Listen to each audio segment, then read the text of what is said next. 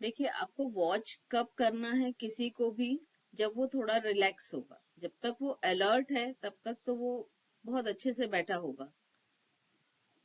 ठीक है।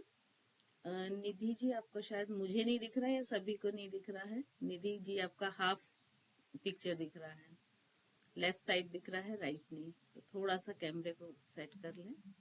दिख रहा है मैम, पूरा दिख रहा है। मेरे में ही शायद नहीं दिख रहा होगा, हो सकता है। बस बस सफिशिएंट है, सफिशिएंट है निधि जी, हल्का सा। ओके, चलिए। तो फर्स्ट हम क्या करने वाले हैं, सबसे पहले आप कोई भी क्लास लेते हैं तो शुरुआत कहाँ से करते हैं? प्रीति जी बताएं। मंगलाचरण। ठीक है, कोई भी चीज की हम शुरुआत करते हैं तो कोशिश करते हैं कि उसकी एक अच्छी शुरुआत हो। तो हम उसे मंगलाचरण भी बोल सकते हैं, मंत्र योग भी बोल सकते हैं। ठीक है। तो मंत्र योग से जब हम किसी भी क्लास की शुरुआत करेंगे तो सबसे पहली तो बात यह होती है कि हमारे पास चूंकि डिफरेंट लोग होंगे, हमको नहीं मालूम कि हमारा क्लाइंट कौन सा है। ठीक है। हम कभी भी उस पर एनफोर्स नहीं करेंगे कि आप कौन सा मंत्र पढ़ें। हमेशा हम उसको ये चॉइस देंगे कि आप जिस मंत्र को बहुत अधिक अपने पास पाते हैं, जिस मंत्र से बहुत अधिक जुड़े हुए हैं, उस मंत्र को ही आप चेंट करें। क्लियर हुआ? तो इस चीज का हम खास ध्यान रखेंगे।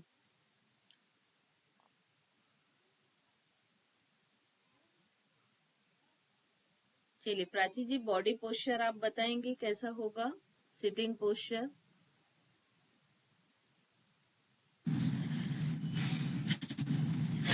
किसी भी ध्यानात्मक आसन में बैठे, स्वस्तिकासन, पद्मासन, सुखासन, जो भी आपके लिए सही हो। कमर बिल्कुल सीधी होनी चाहिए। अगर कमर सीधी नहीं हो रही तो आप वॉल का सपोर्ट ले सकते हैं या इस तरह का ब्रिक का सपोर्ट लेके पूरी तरह से सीधा कर सकते हैं अपने रीढ़ की हड्डी को। शोल्डर्स रोल डाउन, चिन स्लाइटली अप, दोनों हाथों को नमस्कार मुद्रा में रखिए। वेरी गुड प्राची जी। देखिए, ये जो शुरुआत है, ठीक है, इसमें हम सबको बोलते हैं स्पाइन स्ट्रेट करिए। कई बार लोगों की स्पाइन स्ट्रेट ही नहीं होती है, वो ऐसे झुकी हुई होती है। खासकर लेडीज में ये अधिक प्रॉब्लम होगी कि जब आप उनको सीधा बैठने बोलेंगे तो वो चेस्ट अप ही नहीं करेंगे, हाइटेड।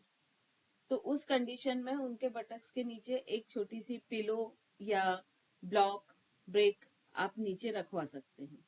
तो जैसे ही आप एक सीटिंग पोजीशन में नीचे पिलो या ब्रेक या ब्लॉक कुछ भी रखवाते हैं तो स्पाइन ऑटोमेटिक स्ट्रेट हो जाती है। ठीक है, इस चीज को ध्यान रखें। फिर दूसरी बात आती है मुद्रा के ऊपर। तो एक तो बहुत सहज मुद्रा हो गई नमस्कार की मुद्रा, जैसे कि अभी प्राची जी ने बताई। अब नमस्कार की मुद्रा में हमको क्या क्या चीजें ध्यान रखनी है? नमस्कार की मुद्रा जब हम करेंगे तो ज्यादातर हम इस फॉर्म में करते हैं। ठीक है, ये दिख रहा है, ये यहाँ से तिरछा है। तो नमस्कार की मुद्रा में इस तरह से शुरू करके और धीरे धीरे दोनों हथेलियों को इतना नीचे लाएंगे कि ये वाला जो हमारा अंगूठे का पोर्शन होता है ये हमारे डायफ्राम के पास आ जाए। ठीक है, तो आप इस तरह से पहले हाथ को रखें और धीरे धीरे नीचे लाएं। तो जैसे ये डायफ्राम के पास आएगा तो आप देखें आपका एल्बो 90 डिग्री पर आ गया है, रिस्ट 90 डिग्री पर आ गया है और दोनों पाम्स के बीच में काउंटर प्रेशर क्रिएट हो गया है। ठीक है। अब इसमें तीसरा सुधार हमें क्या करना है कि ज्यादातर लोग, मैं हाथ ऊपर करके इसलिए बता रही हूँ जिससे आपको दिखे, रखना ऐसे ही। ज्यादातर लोग क्या करते हैं कि जो ये नमस्कार की मुद्रा है उसको इस तरह से बनाते हैं।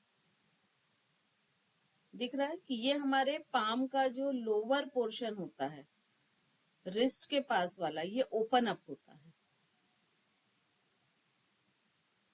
ठीक है, जब तक मैं बता रही तब तक आप लोग चाहें तो पास आके देख लें स्क्रीन के, तो इजी रहेगा। तो ये जो हिस्सा है ये टाइटली क्लोज होना चाहिए। मतलब इस वाले पोर्शन पर भी आपको एक प्रेशर फील होना चाहिए। तो सबसे अच्छा तरीका क्या होता है नमस्कार की मुद्रा का कि यहाँ से हमने ये जो शुरू की और फिर धीरे धीरे इसको नीचे लेकर आ गए। प्रीति जी अभी भी आपका ऐसा खुल रहा है, पहले इसको जोड़ने में एफर्ट करें, ये तो अपने आप जुड़ जाएंगे, ठीक ना। और फिर धीरे धीरे नीचे लाएं कि अब आपका जो ये प्रेशर है ये खत्म ना हो, ठीक है।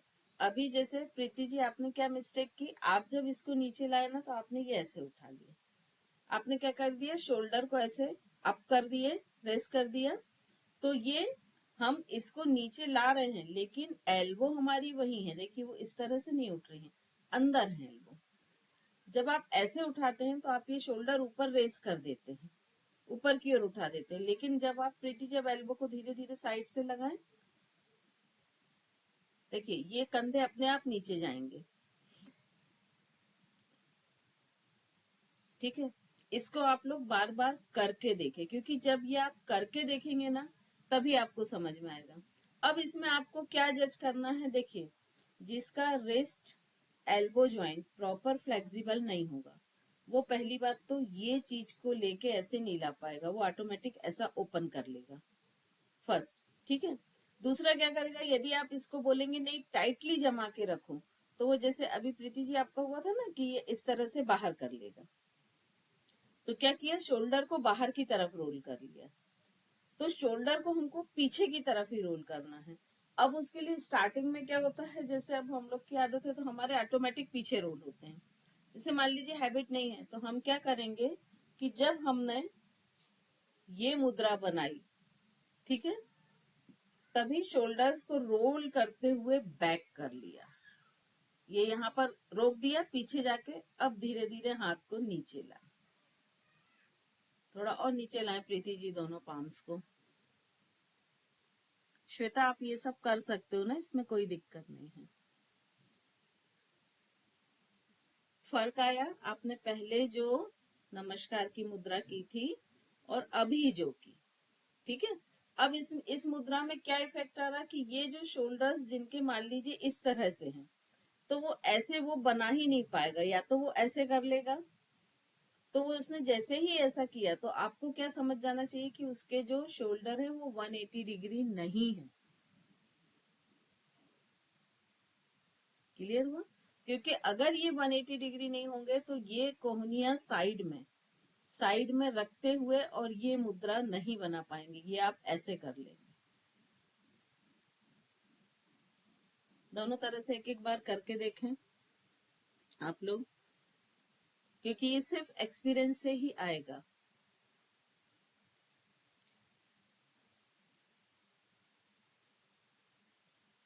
प्रीति जी एल्बो आपकी अभी भी बाहर जा रही, एल्बो को अंदर लाइए, कोहनिया अंदर, ये अब हाथ नीचे लाइए, दोनों हाथ नीचे, और 90 डिग्री पे एल्बो नहीं है आपकी, देखिए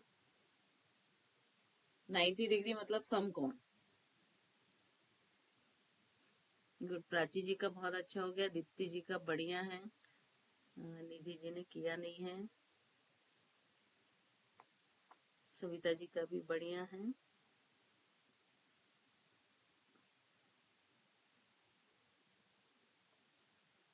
प्रियंका जी शोल्डर एल्बो को थोड़ा अंदर लेकर आए। मयूरी जी का परफेक्ट है, श्वेता जी परफेक्ट, ओके।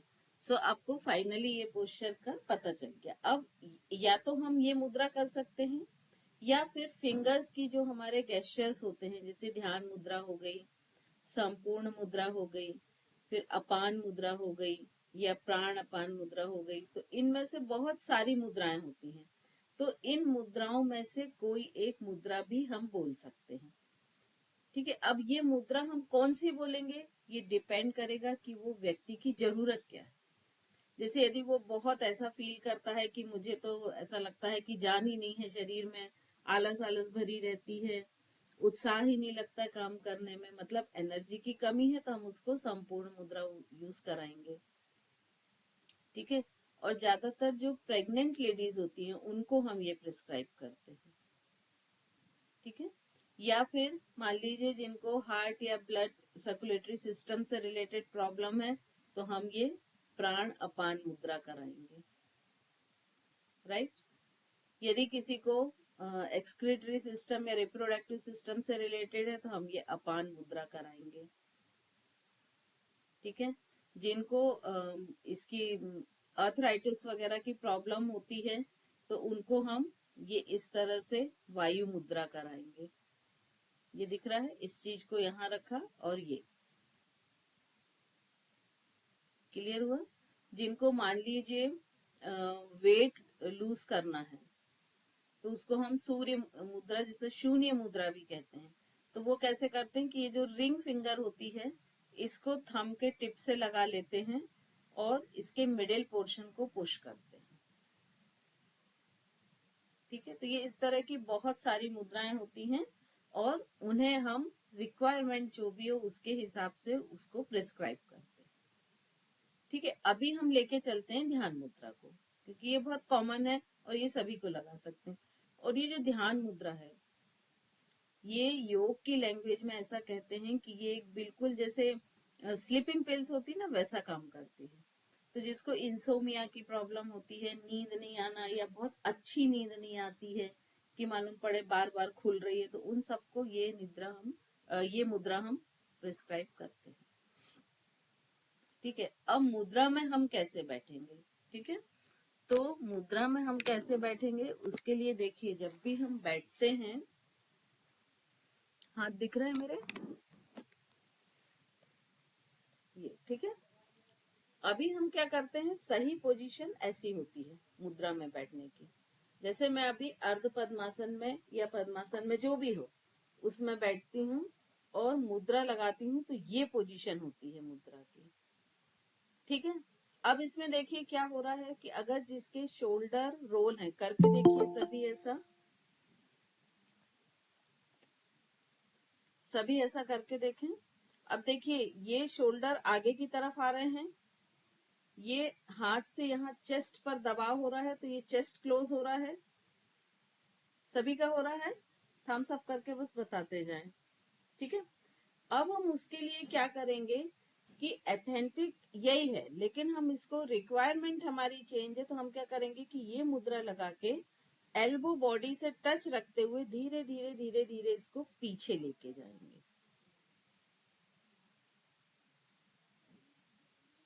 ओ, यहाँ से कनेक्शंस लूज हो रहे हैं। ये आम को पूरा खोलना है या रखना है? मैडम ने तो कलर चेंज कराई पूरा। देखिए फर्स्ट देखिए आर्म्स को ऐसा खोल के रखें फर्स्ट ध्यान मुद्रा में, ठीक है। सभी ने रखे इस तरह से। अब देखिए आपके ये जो ट्राइसेप हैं, इनका प्रेशर आपके ब्रेस्ट पर आ रहा है और चेस्ट अंदर की तरफ जा रहा है, फील हो रहे हैं।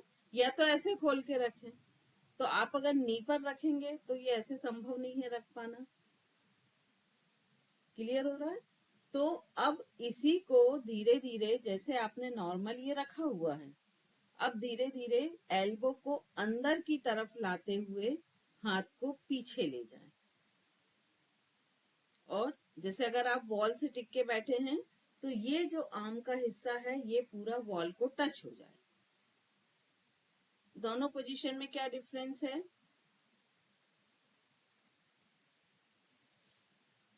रितु जी ने करके देखा है, बताइए रितु जी। मैम इसमें हमारी चेस्ट ओपन हो जाती है, उसमें हमारी चेस्ट बंद हो जाती है। यस, है ना।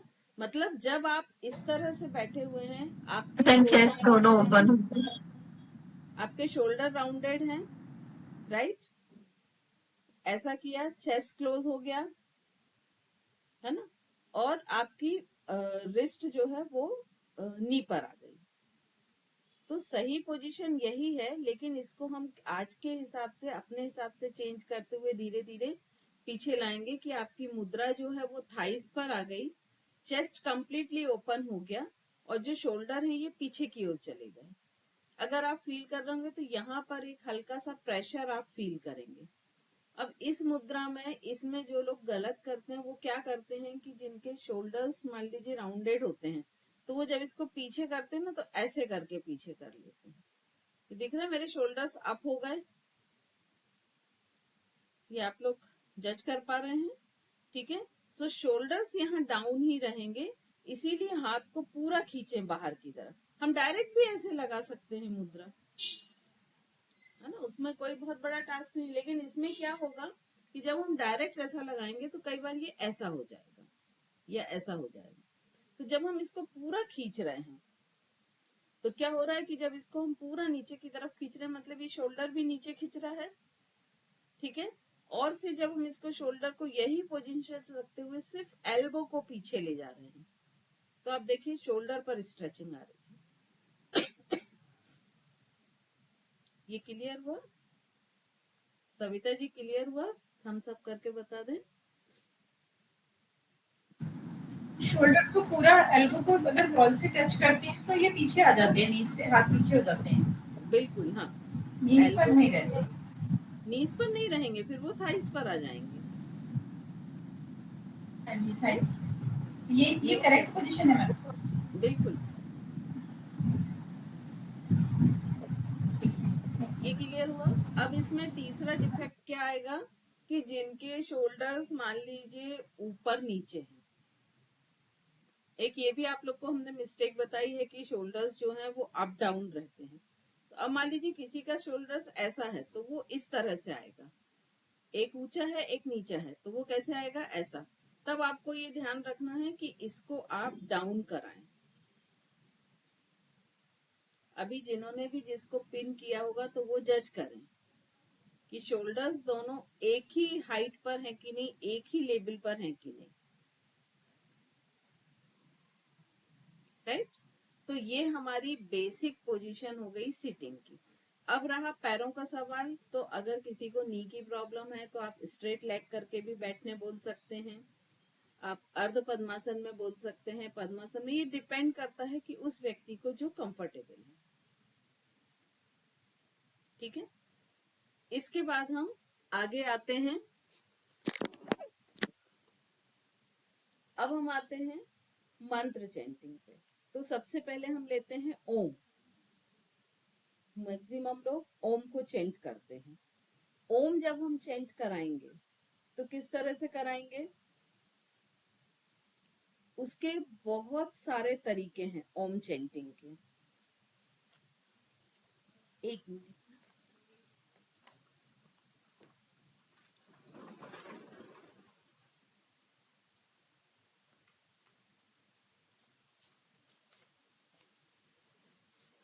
सिग्नल्स ना बार बार जा रहे हैं यहाँ प्रॉब्लम।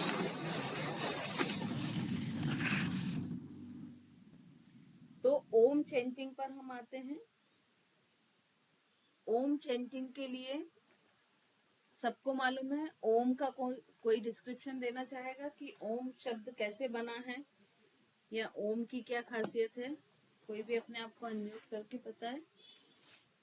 सविता जी बता रही हैं, गुड, बताएं।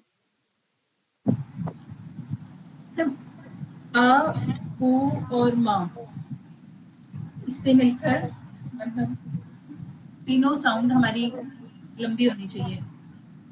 आ, ऊ, माँ। देखिए, ओम जो है वो अ उ म, ये तो 3 अक्षर से बना है, सभी को मालूम है। ठीक है, अब हम अगर ओम कौन सा देखते हैं, जो बड़ा ऊ रहता है ना, जिसमें मात्रा रहती है, ऊपर चंद्र बिंदी रहती है। तो ये जो चंद्र बिंदी है ये सुपर कॉन्शियसनेस है, जिसको हम सिद्ध शिला भी बोलते हैं। ठीक है, तो हमें सबसे पहले ओम चेंटिंग के लिए क्या करना है? पहला स्टेप जो होगा, पहला स्टेप क्या होगा कि हम देखें कि उसका ब्रीदिंग पैटर्न क्या है। तो उसको हम सिंपल बोलें कि अब हम कैसे देखेंगे वो ब्रीदिंग कैसे कर रहा है। उसके दोनों हाथ इस तरह से रख के नेवल पर रखें, नेवल पर रखें दोनों हाथ। अब बोलें कि धीमी गहरी लंबी सांस लें और पूरी सांस को बाहर छोड़ें। अब आपका ध्यान कहाँ होगा? उसके हैंड मूवमेंट पर, कि जब वो सांस ले रहा है तो वो जो हैंड मूवमेंट्स हैं वो क्या हो रहे हैं, और जब वो सांस छोड़ रहा है तो उसके हैंड मूवमेंट्स क्या हो रहे हैं, क्योंकि नाभि के साथ उसका हैंड मूवमेंट भी होगा। ठीक है, अब इन जनरल क्या होगा कि जब वो इनहेल करेगा तो क्या होगा कि ये दोनों हाथ जो हैं ये इस तरह से नेवल पर रखे। अब जब उसने इनहेल किया तो इनहेल करने से क्या होगा कि डायफ्राम नीचे की तरफ खींचेगा और नेवल कहाँ आएगा, बाहर की तरफ।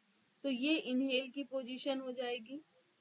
और जब एक्सेल करेगा तो क्या होगा कि डायफ्राम ऊपर की तरफ आएगा, कॉन्ट्रैक्ट होगा और पेट अंदर जाएगा। तो ये एक्सेल पोजीशन हो जाएगी। सभी की हो रही है ऐसी, थम्स अप करके बताते जाएं, ठीक है। लेकिन जब आप ऐसे व्यक्तियों से मिलेंगे कि जो योग नहीं करते हैं, तो हो सकता है इसके अपोजिट हो, कि जब वो इनहेल करें तो हाथ अंदर जाएं और जब एक्सेल करें तो हाथ बाहर आए। पॉसिबिलिटीज है, क्योंकि आपको हर मूवमेंट पे उसकी ब्रीदिंग चेक करना है कि बैठ के उसकी ब्रीदिंग कैसी है, लेट के कैसी है, सुपाइन पोस्चर में कैसी है, प्रॉन पोस्चर में कैसी है। क्योंकि ब्रीदिंग एक बहुत इंपॉर्टेंट चीज है जिस पर आपकी पूरी हेल्थ डिपेंड करती है, क्योंकि उसी से आपको ऑक्सीजन या प्राणवायु मिलती है, ठीक है। अब आप दूसरा, फर्स्ट स्टेप तो ये हो गया कि आपने उसका हैंड मूवमेंट चेक कर लिया कि हाँ जब वो इनहेल कर रहा है तो जो आर्म्स है, जो हथेली वो बाहर की तरफ जा रही है, और जब वो एक्सेल कर रहा है तो दोनों हथेली अंदर की तरफ आ रही है। ये फर्स्ट स्टेप हुआ। अब मान लीजिए ये ओके है तो आप किस पे जाएंगे, सेकंड स्टेप पे। अगर इनकेस ओके नहीं है तो पहले आप इसी चीज की ट्रेनिंग देंगे कि नहीं, जब आप इनहेल करें तो हाथ को बाहर की तरफ लाएं और हल्का सा पुश करते हुए एक्सेल करें, जिससे उसका जो रिदम है वो सही हो जाए। फर्स्ट स्टेप सभी को क्लियर। अब हम ये मान के चलते हैं कि उसका फर्स्ट स्टेप क्लियर है। अब हम आते हैं सेकंड स्टेप पर, ठीक है। सेकंड स्टेप पर हम बोलेंगे कि आप नॉर्मल ब्रीदिंग रखिए और काउंटिंग करते हुए इनहेल करिए। आप लोग भी दोनों हाथ पाम्स पर रखें, ब्रीदिंग नॉर्मल, मन ही मन काउंट करते हुए इनहेल करें और काउंट करते हुए एक्सेल करें। काउंटिंग की स्पीड एक जैसी रखें, जो स्पीड आप इनहेल में रख रहे हैं वही एक्सेल में रखें। दीप्ति जी आपका पूरा पोस्चर नहीं दिख रहा है मुझे।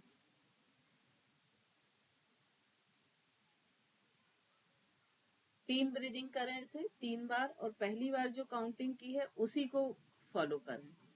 मान लीजिए आपने 10 काउंटिंग तक इनहेल किया है तो वही नंबर लेकर 3 ब्रीदिंग्स आप करें।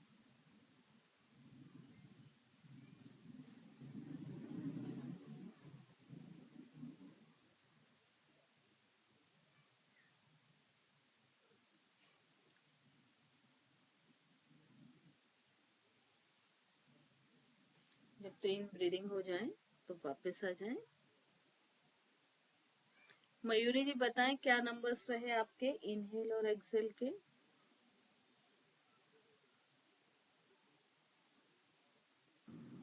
Ma'am 5। 5 inhale 5 exhale, okay. Priyanka ji आपका क्या रहा।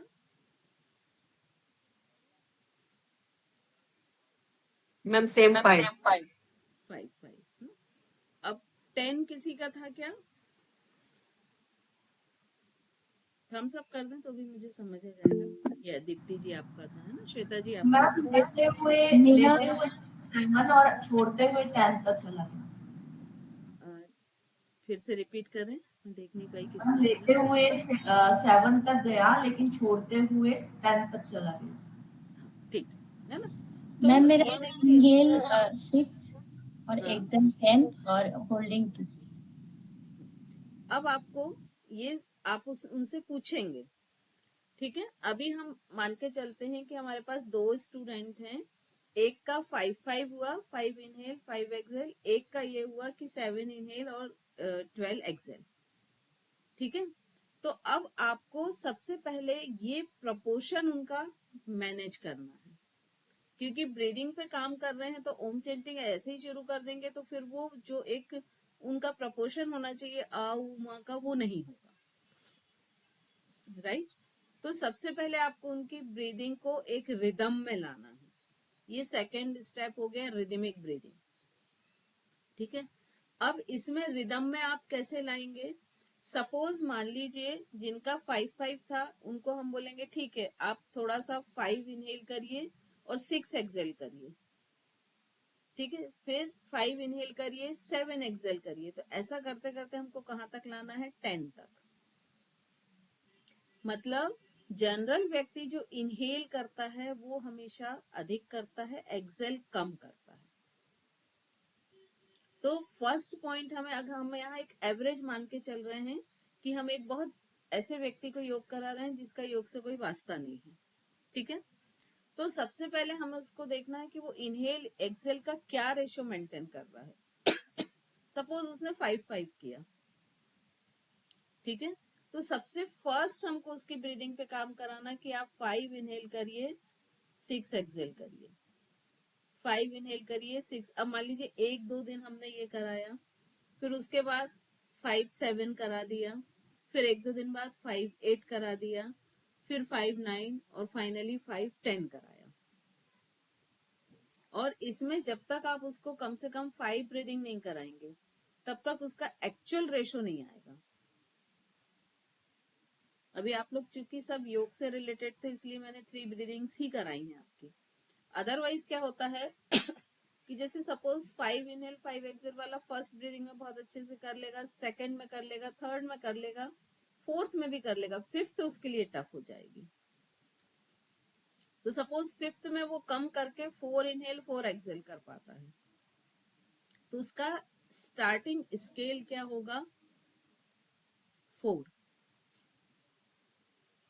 आप 4, 5, 4, 6, 4, 7 ऐसे करके कराएंगे, 4, 8।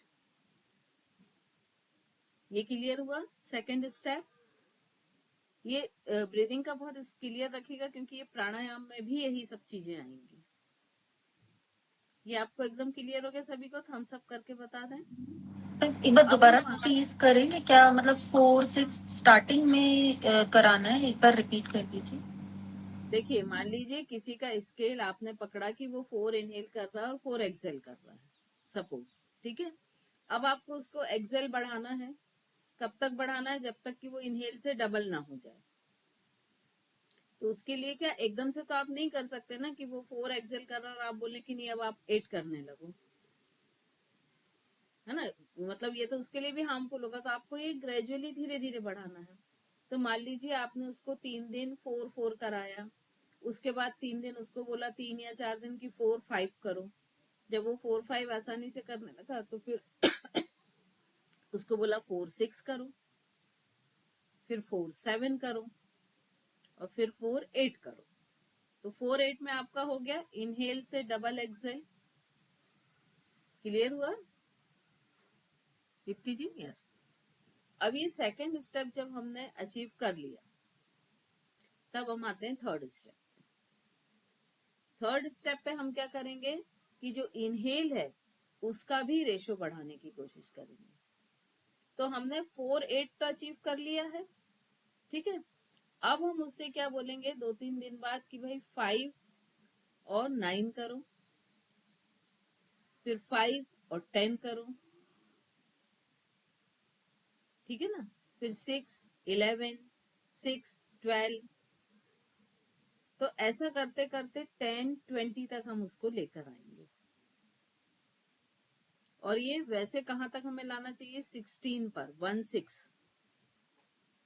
16 और 32। लेकिन हम इतना ब्रीदिंग लाने में मुश्किल होती है तो हम 10 को एक टारगेट मान के चलते हैं कि 10 इनहेल 20 एक्सेल। जब ये 10-20 का रेशो हो जाता तो हम ये मान लेते कि वो व्यक्ति अब प्राणायाम करने में समर्थ हो गया है। किस किस ने प्राणायाम करने के पहले ये टेक्निक कभी एडॉप्ट की है? आप लोग सभी क्लासेस लेते हैं। मैम आपने ही कराई थी मेडिटेशन में। मेडिटेशन में तो कराई थी मैम अपने ऊपर तो करिए पर दूसरों पे नहीं करिए। हाँ, तो अब दूसरों पर भी कराइए, है ना। कभी भी अब जैसे ग्रुप काम में भी तो आप नहीं ले किया, रहे हैं ना, सपोज आप ग्रुप में ले काम तो रहे नहीं, हैं, सॉरी, हाँ मैम काम तो नहीं किया लेकिन मोर एक्सेलेशन पे ध्यान रहता है, एक्सेल ज्यादा हो इस पे ध्यान हाँ, रहता है। लेकिन वो एक रेशो होना चाहिए ना पर्टिकुलर। मैम किसी में एक बार कराया था ये। रेशियो। मैडम अर्हम योग में रुचि भाभी ने कराया है, पर हमसे ये हो नहीं पाता है 1632 वाला, वहां तक नहीं पहुंच पाते हम। वो धीरे धीरे पहुंचेंगे। 1632 पहुंचने में आपको सालों लग जाएंगे। मैडम वो छोड़ ही देते हैं, इसीलिए 10 तक कभी करिए, स्टार्टिंग में 10 तक करिए, 10 और 20। 10 20 फिर धीरे धीरे बढ़ाइए। मैम जो हमारे सामने क्लाइंट होगा उसको डेली 5 ब्रीथिंग की प्रैक्टिस करानी है हमें, धीरे धीरे 5 ब्रीदिंग की प्रैक्टिस कराइए और धीरे धीरे उसको 10 20 तक लेकर आइए। उसका जो भी स्केल हो उससे आगे बढ़ाते हैं। कई बार पॉसिबल है किसी का 3 भी हो सकता है, या किसी का शुरू में ही 10 10 हो सकता है। ठीक है, तो जब ये ब्रीदिंग मेंटेन हो गई, अब इसके बाद आप ओम चेंटिंग पर आएंगे। ठीक है, तो 4th स्टेप हम ओम चेंटिंग कराएंगे। ओम चेंटिंग में आपको शुरुआत में उसको क्या कराना है, चूंकि अभी आपने उसकी ब्रीदिंग मैनेज की है, एक रिदम की है, और अभी हम ओम कौन सा लेते हैं, अ में ओ की मात्रा और म। ठीक है, तो आपको उसको क्या बोलना है, सिंपली कि डीप इनहेल, मान लीजिए उसने 10 तक इनहेल किया, क्योंकि आप 10 तक उसको इम्प्रूव कर चुके हैं, है ना। तो 10 तक ओ बोल ब्रीदिंग ले, उसके बाद वो एक्सेल कितना करेगा, 20। अगर 10 इनहेल कर रहा है तो एक्सेल 20 करेगा। ठीक है, तो उसको बोले वो 10 सेकंड तक ओ को चेंट करे, 10 सेकंड तक म को चेंट करे। अब देखिए इसमें आपका क्या फायदा है, अगर आप ऐसे ही ओम चेंट करते हो, सपोज मैं बैठी हूँ और मैंने जनरल ओम, अब वो हम हैबिचुअल हैं, तो हम हो सकता ओम चेंट कर रहे हैं लेकिन हमारे थॉट्स कहीं भी भटक रहे हैं, मतलब मेंटली हम यहाँ प्रेजेंट नहीं है, फिजिकल तो है, लेकिन जैसे ही आप उसके साथ काउंटिंग जोड़ देंगे, तब देखिए आप एक बार करके देखें, एक बार बिना काउंटिंग के करके देखें। क्योंकि आप लोग योग वाले हैं तो आप लोग का थोड़ा कंसंट्रेशन बनने लगा है ना, लेकिन फिर भी कई बार ऐसा होता होगा कि 3 बार काउंट करने में आपने ओम तो बोल दिया लेकिन वो उससे जुड़े नहीं आप। ठीक है, और हमेशा ओम चेंटिंग करने के पहले उसकी थॉट प्रोसेस को कंट्रोल करना है। थॉट प्रोसेस कैसे कंट्रोल होगी, आप बैठें, मेडिटेशन पोस्चर में बैठें, दोनों हाथों को एक मुद्रा में रखें, आंखें बंद करें। अभी आपको 30 सेकेंड ऐसे ही बैठना है। ठीक है,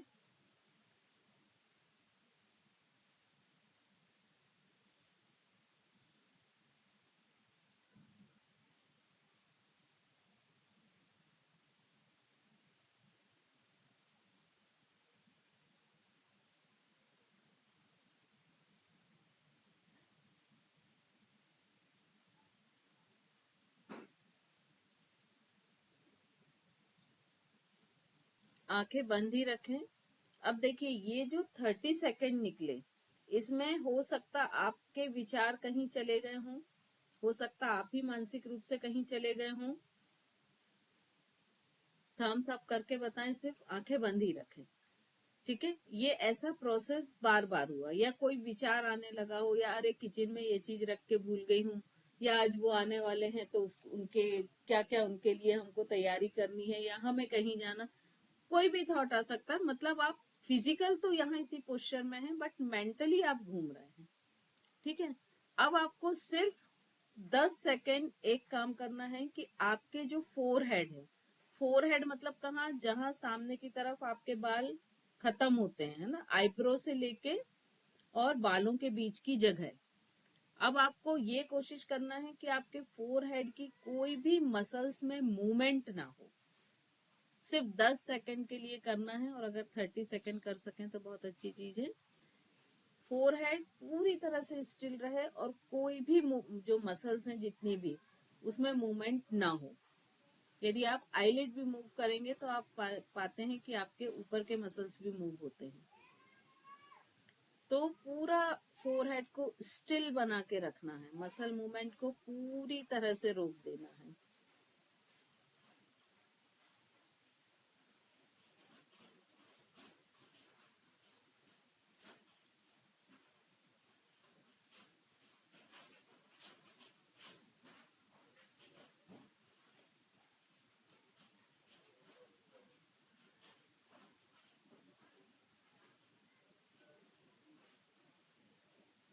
वापस आ जाएं।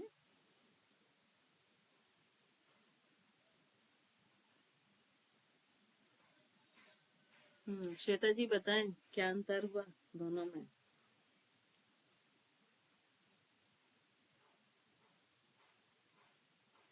मैम मुझे पूछ रहे हैं। जी हाँ बताएं।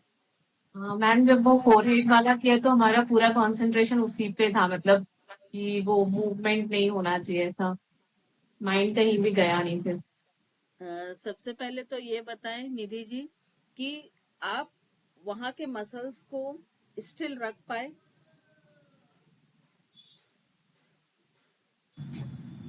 मैम मैं रख पाई, लेकिन जब फोकस कर रही थी तो हल्की सी फ्लिकरिंग किसी टाइम मुझे आई बॉल मूवमेंट में लग रही थी। है ना, मतलब ओवरऑल ये कि जब आप फर्स्ट टाइम कर रहे थे तो आपके थॉट्स आ रहे थे, ठीक है। और यही जब आप लोग चूंकि योग में बहुत कुछ कर चुके, जब आप किसी भी व्यक्ति को स्टार्टिंग में कराएंगे तो मालूम पड़ेगा कि 1 मिनट में जैसे 20 थॉट्स आते हैं मान लीजिए, तो वो 1 मिनट में उनके 40 थॉट्स हो जाएंगे, ठीक है।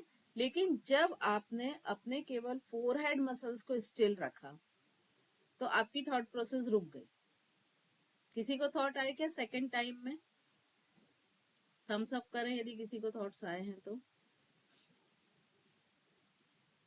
आई थिंक किसी को भी नहीं आए ना।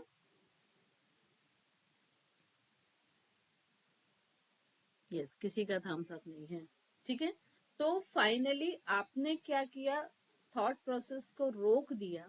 और जब थॉट प्रोसेस को रोक के और हम ओम चेंट कराएंगे तो 100% उसके इफेक्ट्स बहुत अच्छे आएंगे। तो सबसे पहले हमने उनको एक पोस्चर में बिठाया, उसके बाद उनकी ब्रीदिंग को जज किया और उसको ऑब्जर्व करके एक स्केल मेंटेन किया कि उसके लिए कैसे कर क्या ब्रीदिंग है और उसको कहां तक लेके जाना। फिर उसकी थोड़े से थॉट प्रोसेस को रोकने की कोशिश की। अब इसके बाद ओम चेंटिंग की। तो फर्स्ट हमने क्या किया कि मान लीजिए वो 20 सेकेंड एक्सेल करने वाला है तो उसका 10 सेकेंड ओ और 10 सेकेंड म को हमने चेंट करने बोला। अब करीब जब वो 1 मंथ तक ये करता है ओ और म, उसके बाद हम उसको चेंज करेंगे अ उ और म में, ठीक है। तो अब हम रेशो के लिए मान लेते हैं ऐसा कि वो 4 सेकेंड तक एक्सेल करने वाला है, ठीक है। तो 1 सेकेंड हम उसको क्या चेंट कराएंगे अ, जिसको हम अकार नाद भी बोलते हैं। 1 सेकेंड क्या कराएंगे उ, उकार नाद। और जो 2 सेकेंड है उसमें म, मकार नाद। मतलब यदि वो 20 सेकेंड मान लीजिए करने वाला है एक्सेल तो 5 सेकेंड अ अकार नाद, 5 सेकेंड उकार नाद और 10 सेकेंड मकार नाद। ये क्लियर हुआ? अब मान लीजिए हमने उसको कम से कम 2-3 महीने फिर ये कराया, उसके बाद हम उसको बोलेंगे कि ये रेशियो कंप्लीट होने के बाद मकार नाद जैसे ही कंप्लीट हुआ तब आप कुछ सेकंड के लिए ब्रेथ को होल्ड करें और अपने कॉन्शियसनेस को उस ओम की सुपर कॉन्शियसनेस तक लेके जाएं। इमेजिन करें कि आपकी कॉन्शियसनेस उस सुपर कॉन्शियसनेस से मिल रही है। क्लियर हुआ ये स्टेप? तो यहां तक आने में यदि कोई कंटिन्यूटी के साथ ही सीखता है तो उसको 6 मंथ लग जाएंगे कम से कम ओम चेंट करने में सही ढंग से। ऐसा तो बड़ा इजी है, ठीक है। फिर इसको आप और एडवांस कर सकते हैं कि इसको कलर के साथ कर सकते हैं, है ना, वाइब्रेशन के साथ कर सकते हैं। तो वो बहुत आगे की बात है, तो वो आगे सीखेंगे। अभी हम यहाँ तक पर रुक जाते हैं। अब ये ओम चेंटिंग से थेरेपी कैसे होती है। एक तो हमने रेशो बना दिया 1-1-2 का, ये यहां तक समझ में आ गया? थम्स अप करें, ठीक है। अब जब इसमें 3 नाद होते हैं, अकार, उकार और मकार, 3 नाद होते हैं। अब इसमें जब आप सिर्फ अकार नाद करेंगे तो आप फील करेंगे कि आपका जो नेवल पोर्शन है उसके सराउंडिंग वाइब्रेशंस होते हैं। और जब उकार नाद करते हैं तो चेस्ट और लंग्स के, मतलब हार्ट और लंग्स के सराउंडिंग वाइब्रेशंस होते हैं। और जब मकार नाद करते हैं तो गले से लेके ऊपर सिर तक। ये फील किया है सभी ने? थम्स अप करके बताएं। यस, ठीक है। अब मान लीजिए किसी व्यक्ति को पेट से रिलेटेड प्रॉब्लम है, तो हम उसका कौन सा रेशो बढ़ा देंगे? अकारनाद का। या हम ये भी कर सकते हैं कि सिर्फ अकारनाद कराएं। अब किसी को हार्ट या लंग से रिलेटेड प्रॉब्लम है, तो हम किसका रेशो बढ़ा देंगे? उकारनाद का।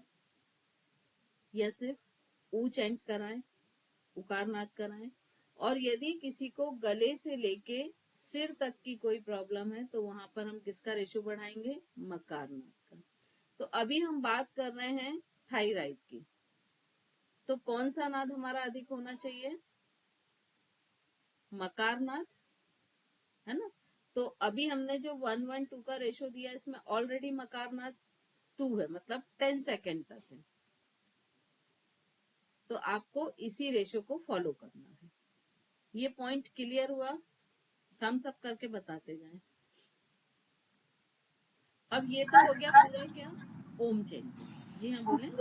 चीज समझ नहीं है, आपने ये तो बता दिया 5 सेकंड आकार, 5 सेकंड उकार और 5 सेकंड मकार। 10 सेकेंड मकार, 1:1:2 का रेशो। ठीक है, ठीक है। अब ये 1:1:2 का रेशो कैसे चेंज होगा? जैसे मान लीजिए पेट विसरल ऑर्गन से रिलेटेड प्रॉब्लम है, तो हम उसको 2:1:1 कर देंगे। 2:1:1 करेंगे मतलब क्या करना है? अ को 10 सेकेंड चेंज करना है, ऊ को 5, माँ को 5। अब मान लीजिए लंग्स और हार्ट से रिलेटेड प्रॉब्लम है, तो उसे हम क्या रेशो कर देंगे? 1:1 कर देंगे। मतलब 5 सेकेंड 10 सेकेंड ऊ और 5 सेकेंड माँ। ये क्लियर हो गया सभी को पॉइंट? क्यों? क्योंकि जो हम उसको चेंट करते हैं और उसके जो वाइब्रेशंस फैलते हैं, वो सराउंडिंग जितने भी ऑर्गन है उनको इफेक्ट करेंगे। ठीक है। तो हमने 3 टाइम या 5 टाइम ओम चेंटिंग कराई। ठीक है। देखिए, थेरेपी आपकी फर्स्ट स्टेप से ही शुरू हो चुकी है, जहां से आपने ब्रीदिंग पर फोकस किया था। अब इसके बाद हम आते हैं मंत्र चेंटिंग पे। ठीक है। मंत्र चेंटिंग में हमको सबसे पहला पॉइंट ये ध्यान रखना है कि किसी भी तरह की कोई भी फोर्स नहीं करना है मंत्र का। क्योंकि जो व्यक्ति जिस मंत्र से जुड़ा होता है ना, वो उसी मंत्र को बहुत अच्छी तरह से ग्रास्प कर पाता है, स्वीकार कर पाता है। ठीक है। जैसे मान लीजिए जैन है, तो वो नमोकार मंत्र से बहुत अच्छी तरह जुड़े रहेंगे। अगर हम उनको गायत्री मंत्र कराएं तो वो कर तो लेंगे, लेकिन उस फ्रीक्वेंसी से नहीं करेंगे। लेकिन अगर कोई हिंदू है, तो वो गायत्री मंत्र जितने अच्छे से करेगा, उतने अच्छे से नमोकार मंत्र नहीं करेगा। अब मान लीजिए कोई क्रिश्चियन है, कोई मुस्लिम है, तो हमेशा मंत्र की चॉइस हमेशा उस व्यक्ति पर ही छोड़ना चाहिए कि आप जिस मंत्र को भी चेंट करना चाहते हैं, उसे हम 3 बार कम से कम चेंट करें। अब जब वो मंत्र चेंट करते हैं, तो वहां पर फिर बात किस चीज की आ जाएगी? ब्रीदिंग की। मैम, इसमें फिर सब मंत्र जोर से बोलेंगे या मन में ही बोलेंगे? लाइक अगर ऐसे 2-3 स्टूडेंट्स हैं, तो फिर कैसे लोग मंत्र चैंट करेंगे? देखिए, अगर हमारे पास ग्रुप है, तब हमको उनको बोलना चाहिए आप मन में बोले। नहीं तो मालूम पड़ा एक गायत्री मंत्र बोल रहा है, एक नमोकार मंत्र बोल रहा है, एक में भी कोई और बोल रहा होगा। है ना। तो हमको मन में चेंट करने बोलना चाहिए। लेकिन जब एक ही व्यक्ति है, क्योंकि थेरेपी मोस्टली एक ही व्यक्ति में होती है, तो उस समय फिर हमें उसको बहुत लाउड तो नहीं, लेकिन एक जो मध्यम आवाज होती है उसमें चेंट कराना चाहिए। ठीक है। अब मंत्र चेंट करने का क्या होता है कि मंत्र चेंट कैसे करेंगे? मान लीजिए हम नमोकार मंत्र को आप आज एज अ एग्जाम्पल लेते हैं, तो नमोकार मंत्र चेंट करने का तरीका क्या होगा कि डीप इनहेल, एक्सेल करते हुए डमो अरिहंताड़म। यहाँ थोड़ा सा पॉज दीजिए। फिर डीप इनहेल डीप इनहेल करते हुए नमो अरिहंताड़म, एक्सेल करते हुए नमो सिद्धाड़म। ऐसे ही दूसरी ब्रीदिंग करेंगे। और तीसरा पद एक्सेल करते हुए चौथा पद, अब पांचवें पद को हम दो भागों में तोड़ेंगे और उसमें इनहेल एक्सेल दोनों करेंगे। तो णमो लोए में इनहेल और सब साहुडम में एक्सेल। तो मतलब 3 ब्रीदिंग में ये पूरा मंत्र चेंट होना चाहिए। ये क्लियर हुआ सभी को? अब मान लीजिए एक और हम एग्जाम्पल ले लेते हैं गायत्री मंत्र का, ठीक है, क्योंकि गायत्री मंत्र भी बहुत लोग करते हैं। तो गायत्री मंत्र में कैसी 2 लाइन है, सभी परिचित तो सभी होंगे, है ना। 2 लाइन है और बीच में एक कॉमा है दोनों लाइन के। तो इस तरह से अगर हम देखें कि 4 स्टेप हो गए, एक लाइन शुरू, फिर कॉमा, एक स्टेप, कॉमा के बाद वाला दूसरा स्टेप, दूसरी लाइन शुरू, कॉमा तक तीसरा स्टेप और कॉमा के बाद चौथा स्टेप। 4 स्टेप हो गए इसके। तो इन मंत्रों को पढ़ने की थोड़ी सी डिफरेंट मेथड होती है कि डीप इनहेल किया, एक्सेल करते हुए पहला जो स्टेप था वो हमने चेंज किया। जहां कॉमा आता है वहां यदि आपको जरूरत है तो शॉर्ट ब्रीदिंग लीजिए और फिर दूसरा स्टेप। फिर जब दूसरी नई लाइन शुरू हुई तो फिर से deep inhale, third step, comma में यदि जरूरत पड़ रही है तो एक शॉर्ट ब्रीदिंग लेके फिर चौथा स्टेप। ये पहला पॉइंट होता है। दूसरा पॉइंट होता है कि डीप इनहेल लेके फर्स्ट लाइन कंप्लीट एक्सेल करते हुए सेकंड ब्रीदिंग लेके और सेकंड लाइन कंप्लीट, ये सेकंड स्टेप होता है। और थर्ड स्टेप होता है कि डीप इनहेल करते हुए एक्सेल में पूरी दोनों लाइन पढ़ना। तो इस तरह से ये मंत्र चैंटिंग हो जाती है। तो हम 3 बार या 5 बार मंत्र चैंट करा सकते हैं। निधि जी कुछ बोल रहे क्या? मैम ये गायत्री मंत्र एक बार करके एक दिखा मिनट। दीजिए कैसे होगा। हाँ श्वेता जी, एक मिनट, एक एक करके बोले तो ठीक रहेगा। आपका सुन लिया मैंने, निधि जी आपका नहीं सुन पाई थी, आप क्या बोल रहे हैं? सेम चीज है, ओके। तो देखिए गायत्री मंत्र का यदि रणमोकार मंत्र का तो सभी को मालूम है ना। गायत्री मंत्र का यदि हम बोलते हैं तो हमने पोजीशन ली, डीप इनहेल, ओम भूर्भुवः स्वः। अब यहाँ कॉमा आया तो या तो हम शॉर्ट ब्रीथ करेंगे, तस्य वितुर्वरेण्यम्, ये first line complete, deep inhale, भर्गो देवस्य धीमहि, शॉर्ट, धियो यो नः प्रचोदयात्। ये फर्स्ट स्टेप हो गया। सेकेंड स्टेप में हमको 2 ब्रीदिंग में कंप्लीट करनी है। तो उसमें हम कैसे करेंगे, एक लाइन एक एक्सेल के साथ और दूसरी लाइन दूसरे एक्सेल के साथ। तो फर्स्ट इनहेल, ओम भूर्भुवः स्वः तस्य वितुर्वरेण्यम्, first line complete. Again inhale, भर्गो देवस्य धीमहि धियो यो नः प्रचोदयात्। ये हो गया। और लास्ट है कि एक ब्रीथ में, तो कैसे हो जाएगा, डीप इनहेल,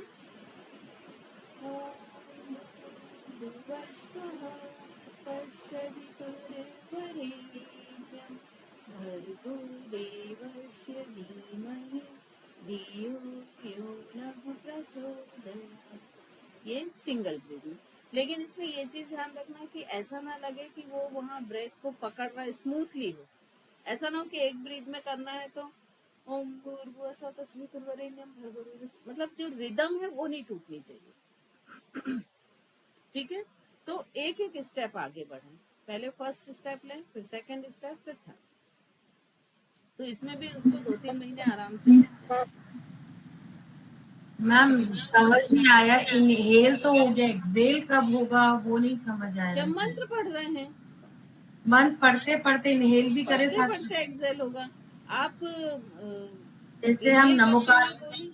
जैसे मैम नमोकार मंत्र में नमो रियंतानम बोला, सिद्धानम एक्सेल हुआ, इसमें नहीं इसमें क्लियर हो इनहेल रहा। नॉर्मल करना, एक्सेल के साथ ही मंत्र पढ़ना, जैसे हम ओम चैंटिंग करते हैं ना वैसे। क्लियर हुआ?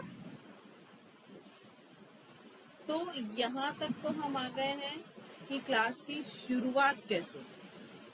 ठीक है, अब इसमें कोई क्वेश्चन हो तो वो पूछ लीजिए। क्योंकि नया टॉपिक फिर मेरे ख्याल से हम नेक्स्ट क्लास में शुरू करें, तो यदि आपका कोई भी क्वेश्चन है तो आप अभी पूछ लीजिए। हाँ मैम, जिससे अगर हम क्लास शुरू कर रहे हैं, बहुत अलग अलग लोग हैं, तो हम सिर्फ ओम की चैंटिंग करा के भी क्लास शुरू कर सकते हैं, मंत्र अगर ना कराएं तो।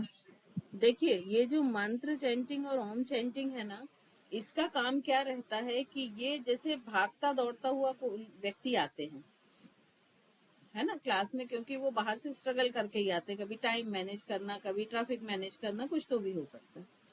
अगर आप उसके माइंड को एकदम शांत नहीं करेंगी, मतलब अल्फा मोड पर नहीं लाएंगे, तो आप जो एक्सरसाइज करा रहे हैं उसका बहुत अच्छा असर नहीं होगा।